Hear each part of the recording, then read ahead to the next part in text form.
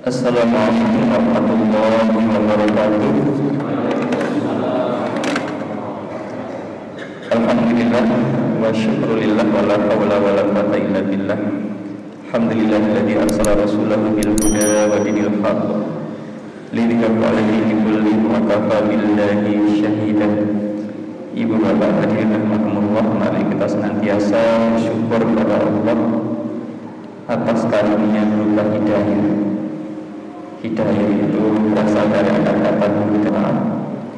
Bahkan paman Rasul Shallallahu Alaihi Wasallam yang semasa hidupnya memberikan jaminan keselamatan ketika Rasulullah berdakwah, ternyata hidayah itu juga tidak jaminan didapatkan oleh paman beliau itu Abu Thalib.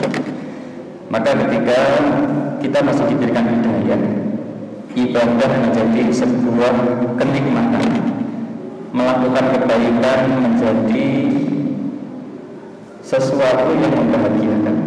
Ini adalah salah satu bentuk hidayah. Karena tanda dicintai seseorang oleh Allah Subhanahu wa taala ketika seseorang itu kemudian diberikan kemudahan di dalam melakukan kebaikan-kebaikan. Ibadah ini Allah untuk mengawali kultum kita pada malam hari ini. Saya ingin bertanya Pak, sama ibu-ibu juga. Misalkan hadis salam ini tadi kemudian malaikat berbisik sama saya, sampaikan kepada jamaah al-ikhlas apa permintaannya, diizinkan atau diberikan kesempatan untuk minta sebuah permintaan yang itu pasti dikabulkan oleh Allah. Kira-kira jenengan ibu nomor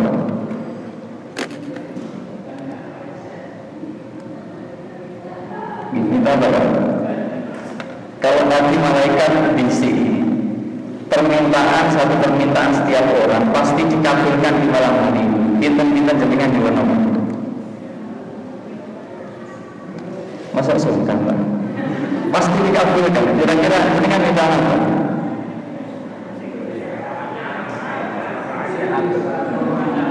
No.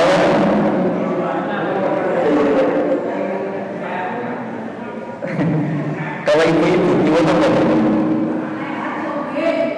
Sungguh, jelas.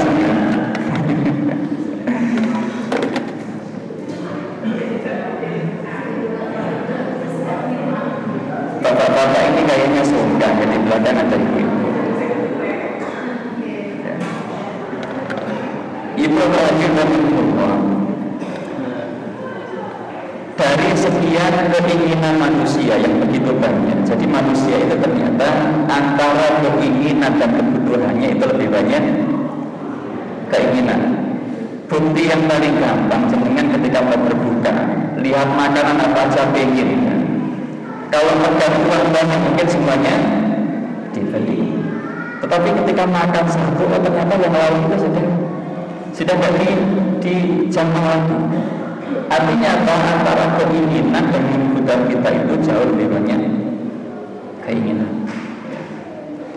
Maka kalau kita lanjut ibadah kita menurut, sebenarnya yang diingini oleh manusia itu ada tiga Pak. Itu berdasarkan penelitian seorang ahli itu mengatakan bahwa sebenarnya yang dibutuhkan manusia itu hanya tiga. Yang pertama itu bahagia. Jadi yang diinginkan oleh setiap orang itu bahagia. Ada yang tidak ingin bahagia. Saya ingin Allah buat saya susah sampai meninggal dunia, teman. Kok mau sedang jadi yang pertama itu bahagia. Pasti setiap orang ingin bahagia. Orang kaya, orang miskin, ganteng, cantik, semuanya pasti ingin hidupnya bahagia. Yang kedua, setiap kita itu pasti ingin sehat. Pasti. Tidak ada orang berdoa minta ketika sakit, ya Allah istiqomahkan saya sakit sampai mati, ya Allah. Tidak ada. Pasti pengennya sehat. Jadi yang pertama itu bahagia, yang kedua sehat, yang ketiga niku berkecukupan.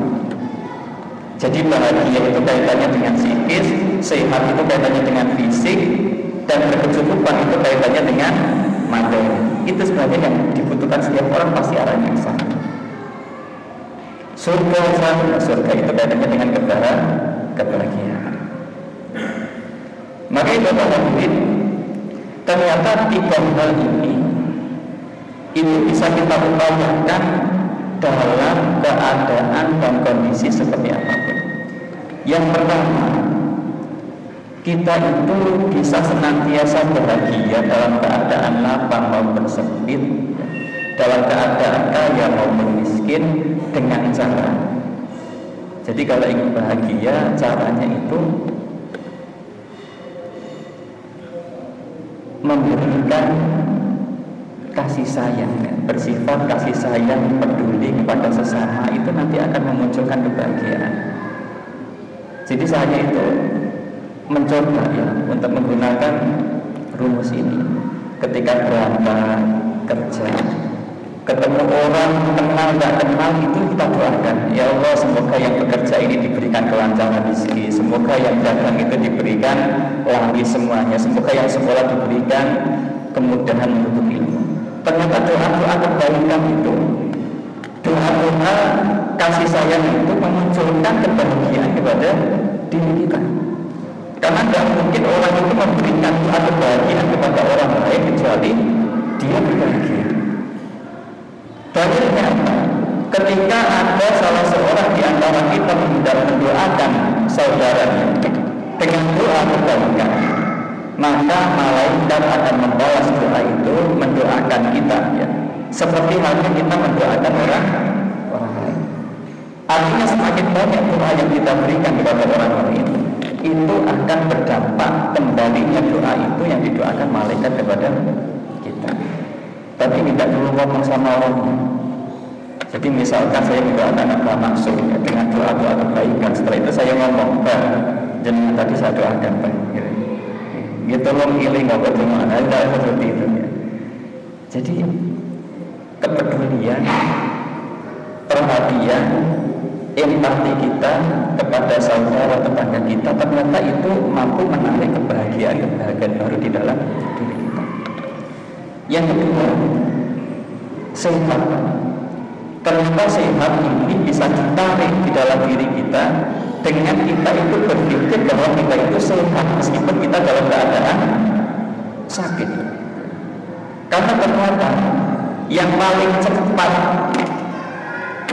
membantu proses penyembuhan setiap penyakit itu adalah mindset seseorang, keyakinan seseorang bahwa dia itu akan sehat. Pengakuan orang-orang yang stroke yang kemudian diberikan kemudahan oleh Allah untuk kembali normal. Oh ternyata ketika stroke itu dia punya keyakinan yang tinggi bahwa dia bisa kembali normal.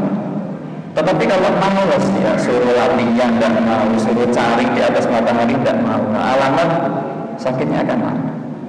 Artinya apa? Untuk sehat kita harus berkeyakinan bahwa kita ini sehat meskipun dalam keadaan sakit. Dan yang ketiga itu adalah berkecukupan. Setiap orang itu ketika ditanya, Ustaz saya tidak mau kaya, saya ingin cukup saja. Ya. Karena cukup itu enak. Ya. Apa-apa itu tidak pernah murah. Yang penting cukup. Ya. Beli apapun cukup. Ya. Ternyata ibadah Allah, berkecukupan itu ternyata masalah perasaan. Banyak orang yang kita lihat mungkin hartanya banyak, numpuk-numpuk, rekeningnya juga nolnya itu sampai tidak bisa dihitung, tapi dia merasa belum cukup.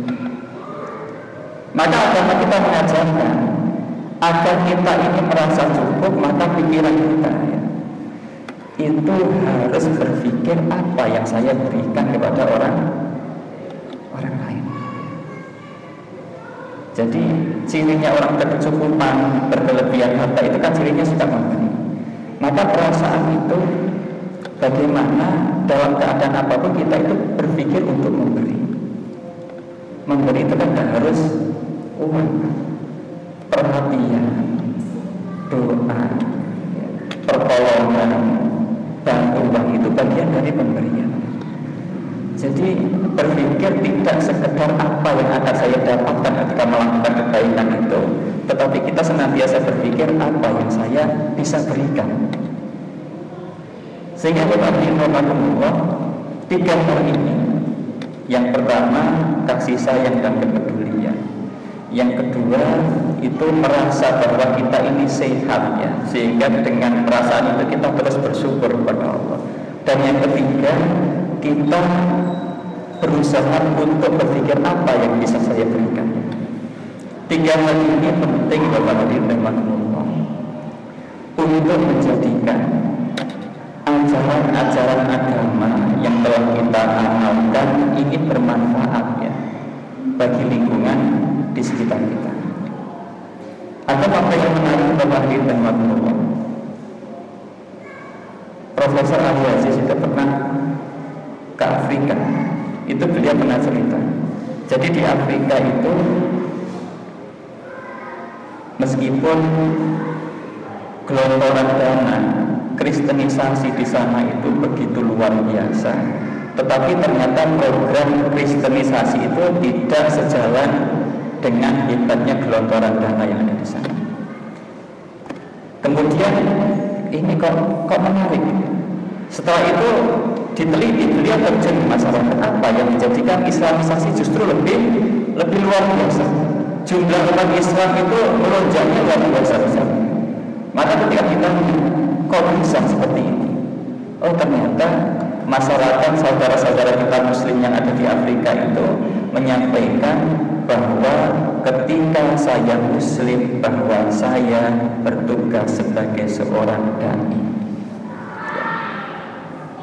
Tentu seorang dai itu pertama dia harus punya empati, punya perhatian, fisik juga harus sehat, suka memberi apapun yang bisa ia berikan.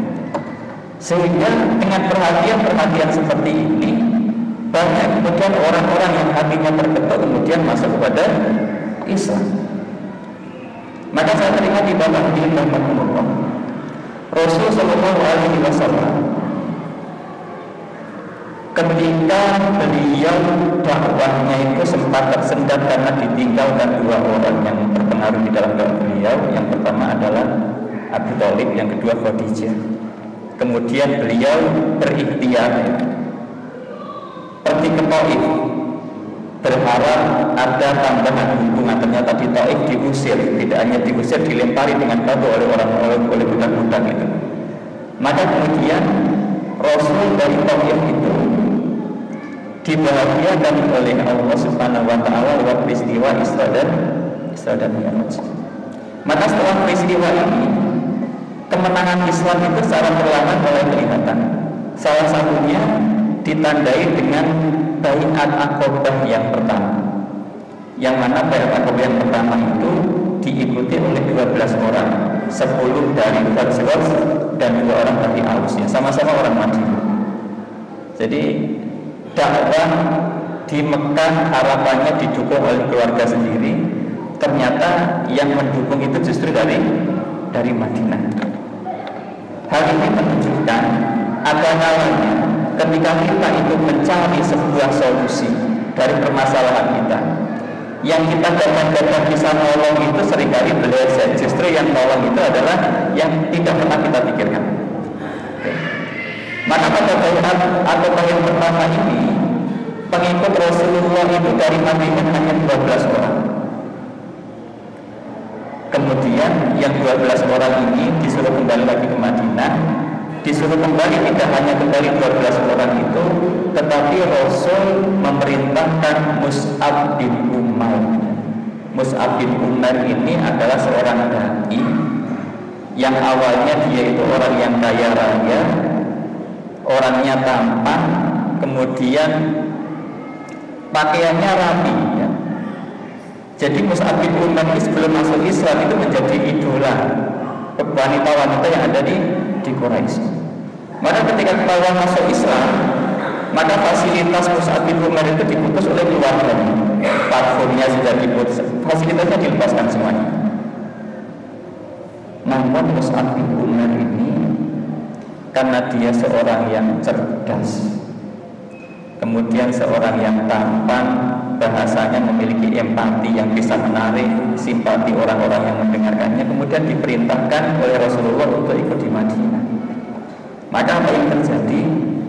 Ibu bapak hadirin, 1 tahun berikutnya, dalam waktu 1 tahun itu yang awalnya yang baiat akobah kepada Rasulullah hanya 12 orang, 1 tahun baru lagi jumlahnya menjadi 72 orang. Jadi dari 12 ke 72. Setelah itu bertambah.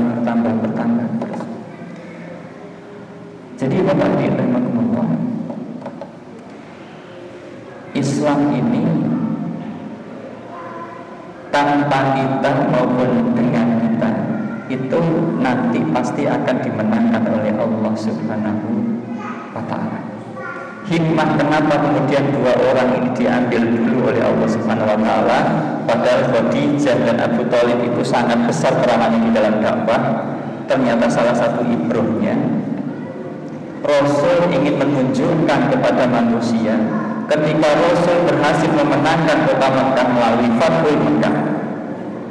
Allah ingin menunjukkan bahwa kemenangan itu dengan Abu Thalib maupun tanpa Abu Thalib, dengan Khadijah maupun tanpa Khadijah, kalau Allah mentakdirkan menang maka pasti akan menang.